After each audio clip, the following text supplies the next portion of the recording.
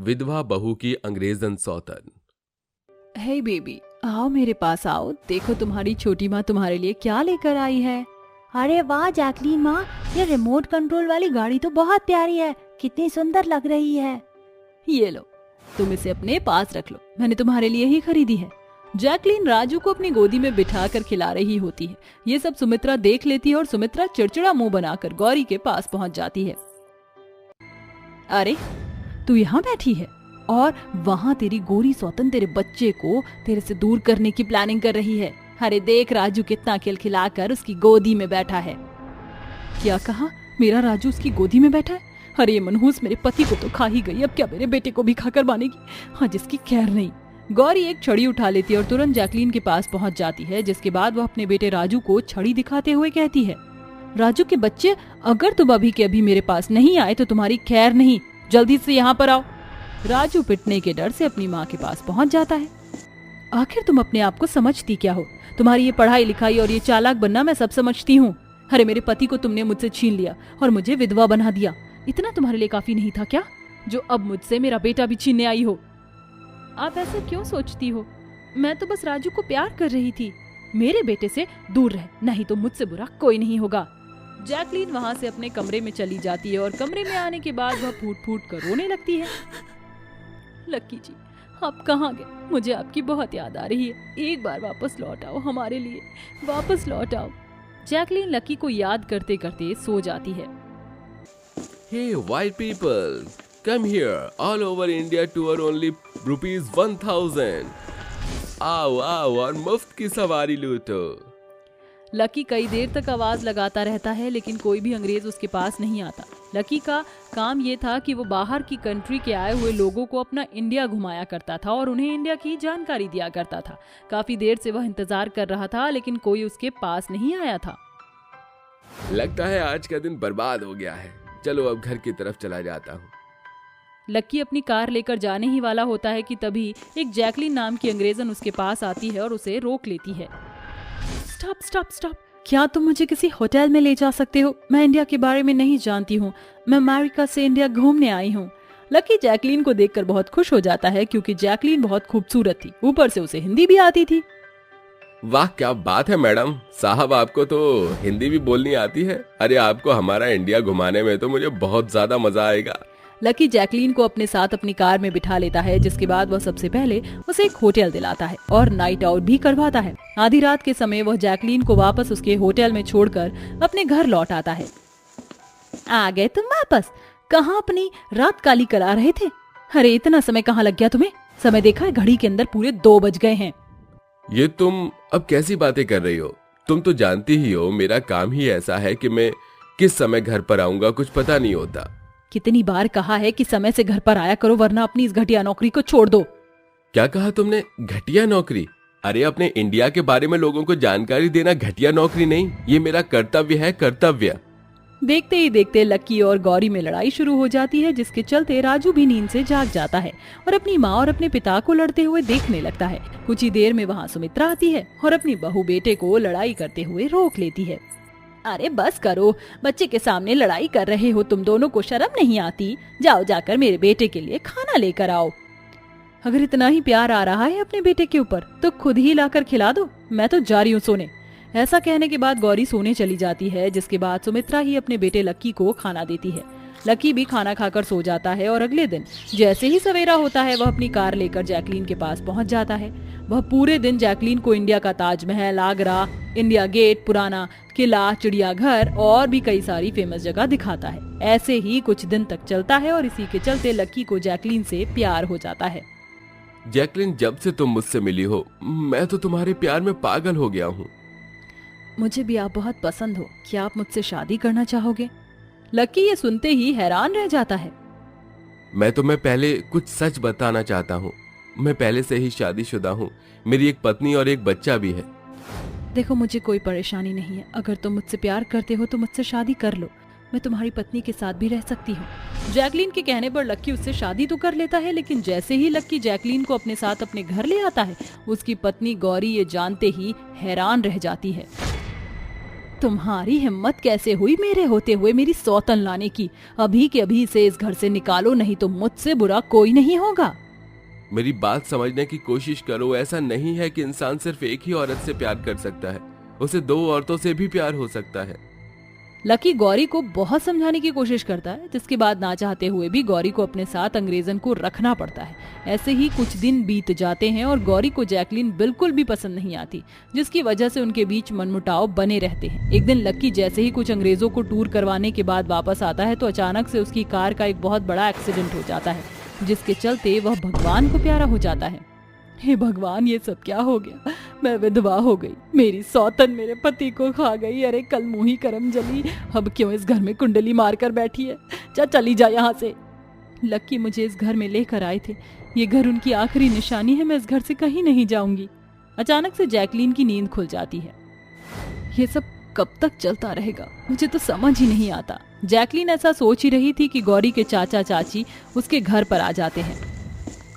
बेटी, बहुत बुरा हुआ तेरे साथ, लेकिन तू चिंता मत कर, तेरे चाचा चाची जिंदा है। अरे गौरी, मैं तेरी चाची हूँ, बस अंग्रेजन को तो इस घर से भगा कर ही रहूंगी। जिस दिन से दामोदर और आरती गौरी के पास आते हैं, उस दिन से वह जैकलीन को घर से बाहर निकालने का प्लान बनाते रहते हैं। वह बहुत कोशिश करते हैं, लेकिन जैकलीन घर छोड़कर जाती ही नहीं। एक दिन जैकलीन दामोदर और आरती को रात के समय उनके कमरे में बात करते हुए सुनती है। एक बार ये अंग्रेजन इस घर से चली जाए तो सारी प्रॉपर्टी हमारे नाम हो जाएगी। लेकिन ये कलमुही यहाँ से जाती ही नहीं है। मैं तो कहती हूँ पेपर तो हमारे पास आ ही गए हैं, कल ही के कल सारे पेपर अपने नाम करवा लेते हैं। कल मैं किसी भी तरह एक खाली पेपर पर गौरी के सिग्नेचर ले लूंगा, उसके बाद ये प्रॉपर्टी और सारा पैसा हमारा। जैकलीन ये सुनकर हैरान रह जाती है। मेरे होते हुए हमारे पति का घर हमसे कोई नहीं छीन सकता। अगले दिन जैसे ही सवेरा होता है, दामोदर एक पेपर पर गौरी से सिग्नेचर करवाने वाला होता है, लेकिन तभी वहाँ जैकलीन आ जाती है और एक टेप रिकॉर्डर से गौरी को रिकॉर्डिंग सुनाने लग गई, जिसे सुनते ही दूध का दूध और पानी का पानी हो जाता है। आप दोनों ने मेरे पीठ पीछे इतनी बड़ी साजिश रची, मुझे तो यकीन ही नहीं होता। अभी के अभी मेरे घर से निकल जाओ, नहीं तो मैं पुलिस को बुला लूंगी। गौरी के धमकी देते ही उसके फ्रॉड चाचा और चाची घर से चले जाते हैं, जिसके बाद गौरी को अपनी गलती का एहसास होता है। मैं हमेशा तुमसे इस बात से चिढ़ती रही कि तुम पढ़ी लिखी हो, समझदार हो और मैं गंवार हूँ, इसलिए शायद मेरे पति ने मुझे छोड़कर तुम्हें चुना। लेकिन मैं गलत थी, वो तो तुम्हें और मुझे बराबर का प्यार करते थे, और आज तुम्हारी ही समझदारी पढ़ाई लिखाई के चलते हमारे पति का ये घर बच पाया है। नहीं नहीं, आपको माफी मांगने की कोई जरूरत नहीं। मैं बस आपके साथ इस घर में खुशी खुशी रहना चाहती हूँ और राजू को एक बेटे की तरह प्यार देना चाहती हूँ। उस दिन के बाद से गौरी और जैकलीन एक साथ उस घर में खुशी खुशी रहने लगती हैं। सुलोचना अपनी बेटी राधिका से बहुत प्यार करती थी। उसने अकेले अपनी बेटी को पाला पोसा और बड़ा किया था। उसकी हर जरूरत ख्वाहिशों को सुलोचना ने अकेले पूरा किया था। इतना ही नहीं, उसकी बेटी शहर जाकर भी आगे पढ़ाई करना चाहती थी। ये बात सुनकर एक दिन सुलोचना बहुत उदास हो जाती है। मेरे पास मेरी बेटी के अलावा है ही कौन, और मैं उसके बिना रहूंगी कैसे? इतनी दूर कैसे भेज दूं अपने कलेजे के टुकड़े को? लेकिन मैंने भी खुद से वादा किया है कि उसकी सारी ख्वाहिशों को पूरा करूंगी। क्या करूं, कुछ समझ नहीं आ रहा। तभी उसकी बेटी आकर गोद में सिर रखकर कहती है, क्या माँ, आप मुझसे अभी भी नाराज हो कि मैं शहर जाकर पढ़ाई करना चाहती हूँ? अगर आपका मन नहीं है तो मैं नहीं जाऊंगी आपको छोड़कर। मैंने तो बस यही सोचा था कि आपको एक बेहतर जिंदगी देने के लिए थोड़ी सी और पढ़ाई करूं, अच्छी नौकरी करूं और आपको खुश रखूं। नहीं नहीं बेटा, ऐसी कोई बात नहीं है। मैं तुझे नहीं रोकूंगी तेरी खुशियों से, तेरी पढ़ाई से, तेरी नौकरी से, और वो सब भी तो मुझसे ही जुड़ा है ना। कोई नहीं, तू चले जाना। तुझे पैसों की जरूरत होगी ना, मैं पैसों का इंतजाम करती हूँ। सच माँ, क्या आप मुझे सच्ची में शहर भेजने के लिए तैयार हो गई हो? हाँ बेटा, सामान बांध ले, तब तक मैं रामू काका के पास से आती हूँ। ठीक है माँ। ये कहकर सुलोचना रामू काका के पास से पैसे मांग कर ले आती है, जिसका वो ब्याज लगाने की बात कहता है। कुछ देर बाद जब सामान पैक करके राधिका निकलने वाली होती है तो सुलोचना भारी मन से उसे कहती है, ये ले बेटा, तेरे लिए लड्डू और नमकीन भुजिया बनाई है, खा लेना। तुझे बहुत पसंद है ना? और वहाँ पहुँचकर फोन कर देना मुझे। ठीक है माँ, चिंता मत कीजिए। अच्छा, अब मैं चलती हूँ, ट्रेन का समय हो रहा है। ये कहकर राधिका बैग लिए ट्रेन की ओर प्रस्थान करती है और सुलोचना भी भारी मन से अपनी बेटी को विदा कर देती है। कुछ समय बाद राधिका शहर पहुंच जाती है और कहती है, अरे वाह, ये शहर कितना सुंदर है। जल्दी से पढ़ाई खत्म करके काम पर लग जाऊंगी और माँ को बहुत सारे पैसे दूंगी और माँ को यहाँ भी घुमाऊंगी। अच्छे कॉलेज में एडमिशन ले उसी के पास के एक पीजी में राधिका रहने लगती है। मन लगाकर कॉलेज जाती है और पढ़ने लगती है। कॉलेज में उसकी कुछ नई सहेलियां बनती है जो उसे पार्टी में बुलाती है और कहती है, राधिका, कल मेरी बर्थडे पार्टी है। मेरे कॉलेज के सब फ्रेंड आएंगे। तुम भी मेरी फ्रेंड हो, इसीलिए कल आना। और हाँ, ये सूट सलवार मत पहनना, कुछ शॉर्ट ड्रेस पहन लेना। साक्षी, वो सब तो ठीक है, मैं आ जाऊंगी, पर मुझे ये सब पहनने का शौक नहीं है और ना ही मेरे पास ये ड्रेस है। कोई बात नहीं, मेरे पास बहुत सारी ड्रेस है, उसमें से एक तुम ले लेना। ओके, ठीक है। अगले दिन राधिका साक्षी के बर्थडे पार्टी में चली जाती है जहां उसकी मुलाकात और भी लोगों से होती है। तभी साक्षी अजय से उसे मिलवाती है। राधिका, ये मेरा बेस्ट फ्रेंड है अजय, बहुत अच्छा है। अगर तुम्हें किसी भी चीज की जरूरत हो ना तो इससे बोलना, तुम्हारी जरूर सुनेगा ये, है ना अजय? हाँ बिल्कुल, तुम ठीक कहती हो। वैसे मिस राधिका, आप इस ड्रेस में बहुत ही खूबसूरत लग रही हैं। कॉलेज में मैंने इस तरीके से आपको नहीं देखा था। आज स्पेशल ड्रेस पहना है लगता है। हाँ, आपने बिल्कुल ठीक कहा। उस पार्टी में सबसे ज्यादा अजय और राधिका एक दूसरे के साथ वक्त बिताते हैं।